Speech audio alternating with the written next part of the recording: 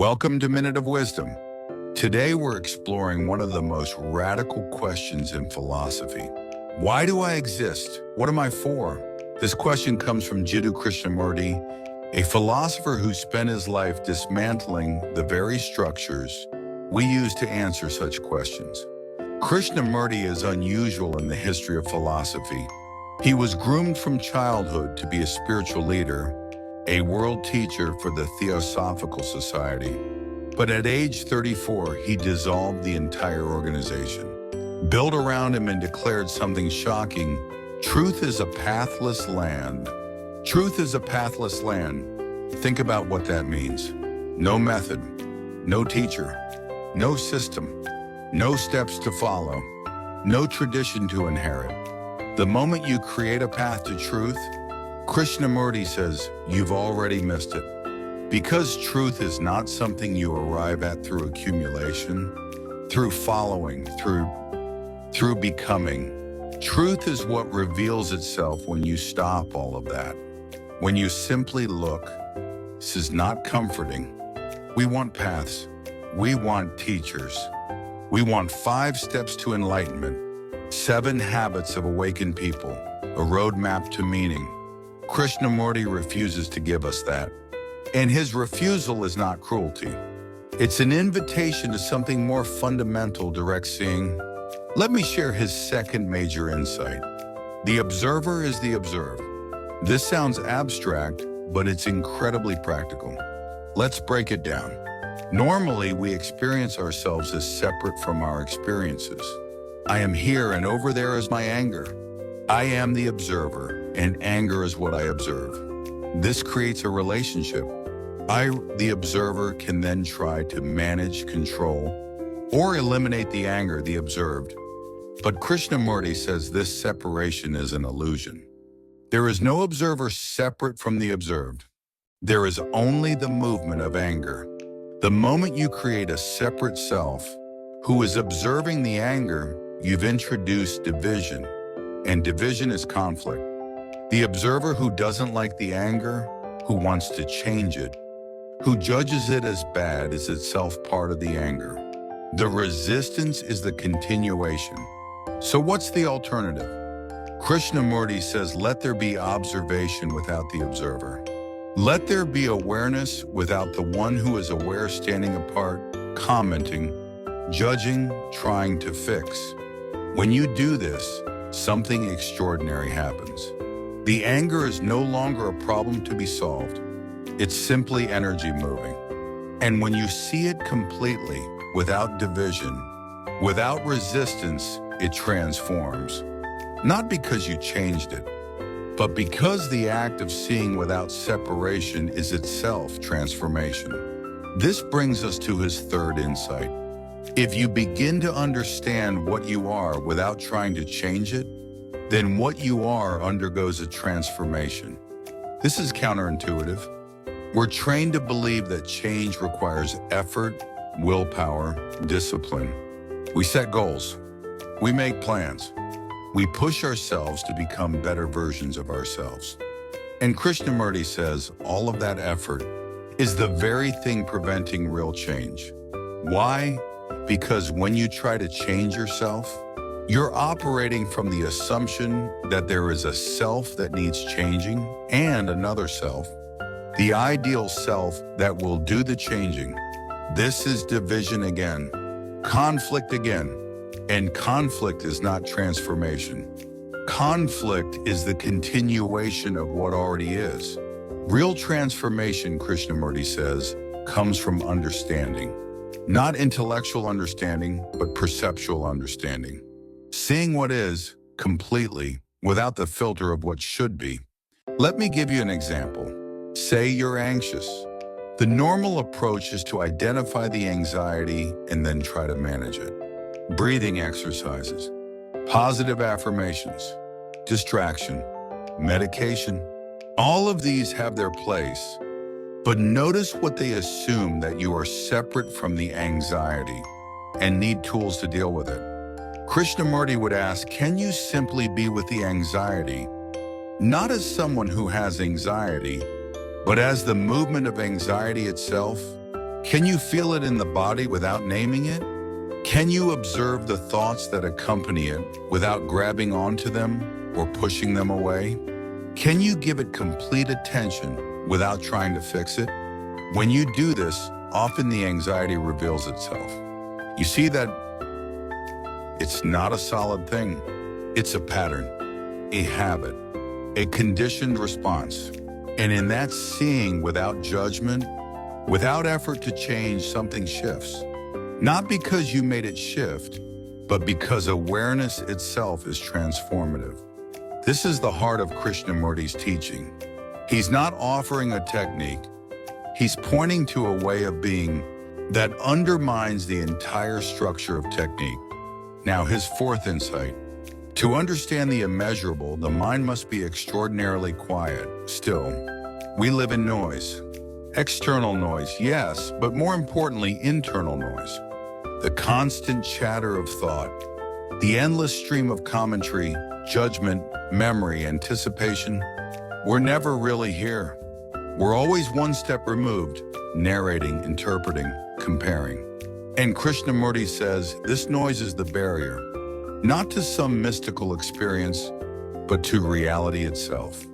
Reality is always here, always now, always available. But we can't see it because we're too busy thinking about it. So the question becomes, can the mind be quiet? Not through force, not through concentration, but naturally, effortlessly, because it sees the futility of its own noise. This is not the quietness of suppression. It's not gritting your teeth and forcing yourself not to think. It's the quietness that comes when thought sees its own limitation. When you realize that thinking about life is not the same as living it, that analyzing experience is not the same as experiencing it. Now let me give you Krishnamurti's framework. He doesn't present it as a method, remember, because methods create dependency. But for the sake of understanding, we can identify 5 movements in his approach. Movement 1, stop. This is the simplest and hardest thing. Stop the automatic reaction. Stop the immediate interpretation. Stop the rushing to conclusion. Just for a moment, stop. Come back to breath, to sensation, to the simple fact of being here. Movement 2, see. Look at what is actually happening, not what you think is happening, not what should be happening. What is? And see it without the filter of names, labels, categories. Can you look at another person without the word person? Can you feel an emotion without the word fear, or anger, or joy? This is seeing without psychological memory. Movement 3, deconstruct conditioning. As you observe, you start to notice patterns. You notice that your reactions are not spontaneous. They're conditioned by past experience, by culture, by fear, by desire, by the need for security, by dependence on authority. Krishnamurti asks, can you see this conditioning without judging it? Can you observe how fear shapes your choices? How the need for approval drives your behavior? How habit dictates your responses without making yourself wrong for any of it? Movement 4, choiceless awareness. This is Krishnamurti's key term. It means attention without intention. You're not trying to achieve a state. You're not choosing what to pay attention to. You're simply aware of the whole field. Body sensations, emotions, thoughts, sounds, sights, all at once. Without focusing on any one thing, without trying to change any one thing. This is radically different from most meditation practices, which give you an object to focus on. Krishnamurti says that focus creates division. You, the focuser, and the object. Instead, he invites a panoramic awareness. Everything arising and passing. You are not managing it. You are not directing it. You are it. Movement 5, insight and action. Here's the crucial point. For Krishnamurti, insight is not intellectual understanding. Insight is perception that transforms. When you truly see something, not just think about it, but see it directly, completely, that seeing is itself action. You don't then have to will yourself to change. The change has already happened in the seeing. For example, if you truly see, not believe, not accept intellectually, but directly perceive that your anger is hurting you, the anger ends. Not because you decided to stop being angry, but because the seeing is the ending. This is very different from how we normally think about change.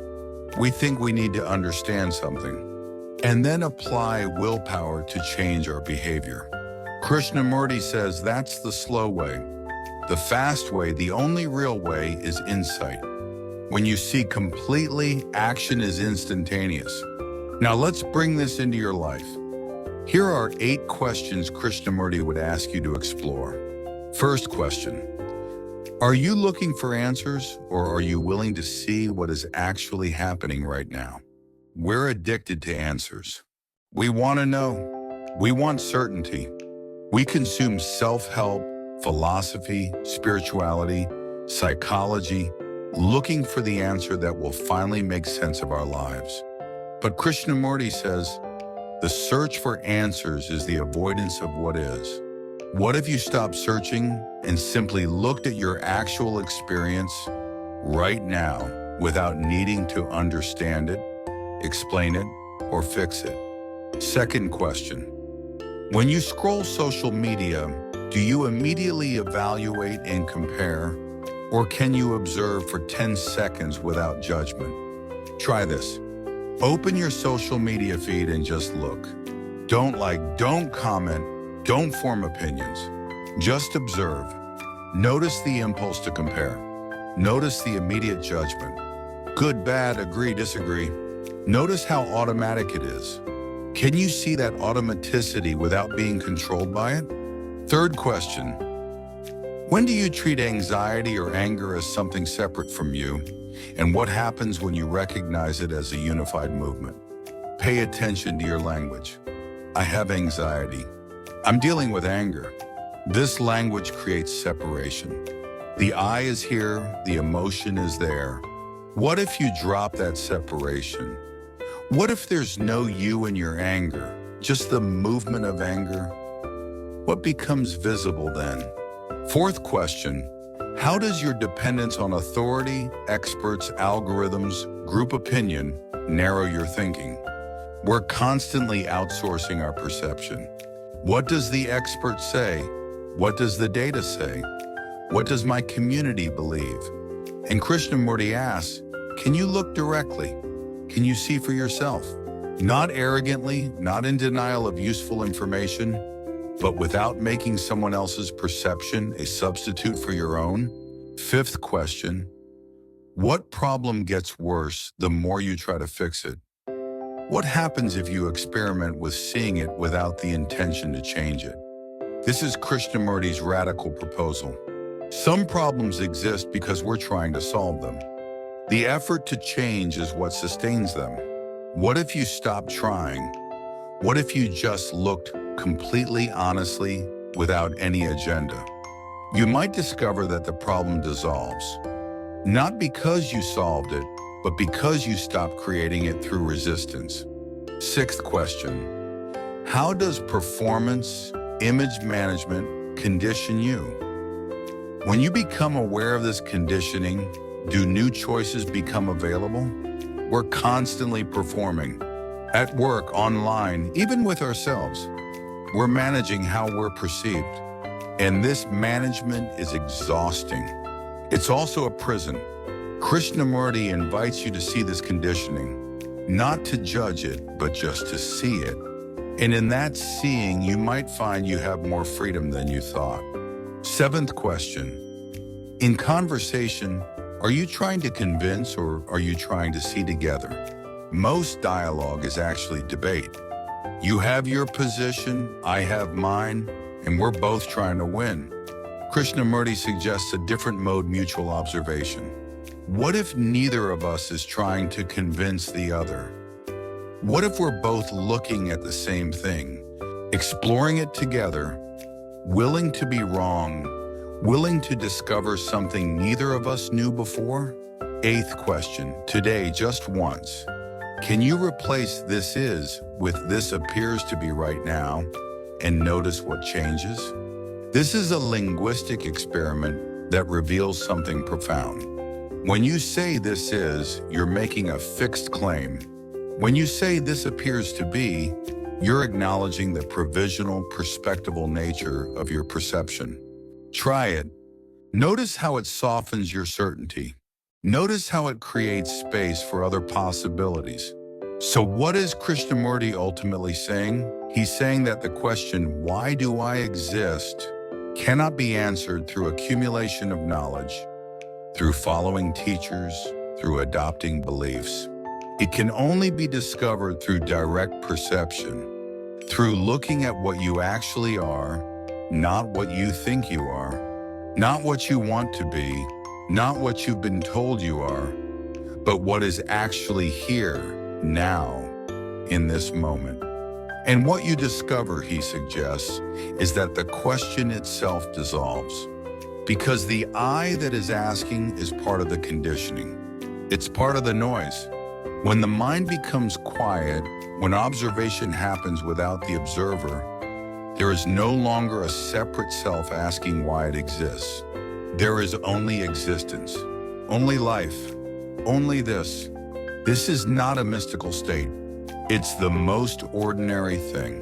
It's what's here when you stop adding all the layers of thought, fear, desire, becoming. Krishnamurti spent his life pointing to this, not as a teaching to follow, but as an invitation to look. And the looking is not something you do once and then you're done. The looking is the living. It's moment to moment. It's never finished.